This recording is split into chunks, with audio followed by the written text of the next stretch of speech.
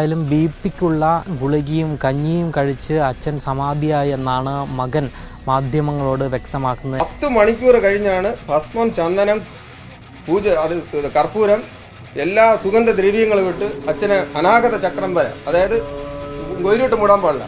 അതായത് ഈ അനാഗത ഹൃദയം എന്ന് പറയുന്ന അനാഗത ചക്രം കഴിഞ്ഞ് ഉയരോട്ട് പോകാൻ പാടില്ല.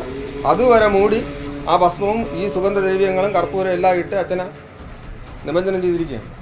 ആ സമാധിയിൽ അച്ഛൻ ലയിച്ചിരിക്കുന്ന സമയത്ത് അച്ഛൻ ഈ ക്ഷേത്രത്തിൻ്റെ യോഗീശ്വരനാണ്, മന്ത്രമൂർത്തിയാണ്. ഈ ക്ഷേത്രത്തിൻ്റെ ഉയർച്ച ഇനി അങ്ങോട്ടാണ്. ഇനി അത് മനസ്സിലാക്കി ഇനി ക്ഷേത്രത്തിൻ്റെ വളർച്ച ഇനി അങ്ങാണ്. അപ്പോൾ അച്ഛൻ സമാധിയായാൽ ഇനി അങ്ങോട്ട് ഈ ഉയർച്ചകളുണ്ടാവും. അച്ഛൻ്റെ ആ സമയം തൻ്റെ ഈശ്വരനിൽ ലയിക്കുന്ന, ബ്രഹ്മത്തിൽ ലയിക്കുന്ന സമയമാണ്. ആ സമയത്ത് അച്ഛൻ അപ്പോൾ അതിനായി ഇതെല്ലാം പൊളിച്ചെടുക്കണം, നാട്ടുകാർക്ക് പൊളിച്ചെടുക്കണം. എന്നിട്ട് ഇതെല്ലാം കഴിഞ്ഞിട്ട് കുറച്ച് ഈ ട്രസ്റ്റിലുള്ള ഭാരവാഹികൾ കാലത്ത് വന്നിട്ട് ഇവിടെ വന്ന് അപ്പം നമ്മളിതെല്ലാം കഴിഞ്ഞിട്ട് 3:30 ആയപ്പോൾ പോസ്റ്റർ കൊണ്ട് ഒട്ടിച്ചു. വെളുപ്പാങ്കാലം ഇതെല്ലാം ചടങ്ങെല്ലാം കഴിഞ്ഞ് നമ്മൾ പുഴയെ കൊണ്ടുവന്ന് പോസ്റ്റർ ഒട്ടിച്ചു. അച്ഛൻ സമാധിയായി എന്ന് പറഞ്ഞ് പോസ്റ്റർ ഒട്ടിച്ചു. അപ്പോൾ ഈ ക്ഷേത്രത്തിൻ്റെ യോഗീശ്വരനാണ്. അപ്പോൾ ഇതെല്ലാം ഇവിടെ അമ്പലം വളരുമെന്ന് എല്ലാവർക്കും അറിയാം. പക്ഷെ നമ്മൾ കുടുംബമായിട്ട് ഇത് വച്ചിരിക്കാൻ പാടില്ല, അവർക്ക് വേണം.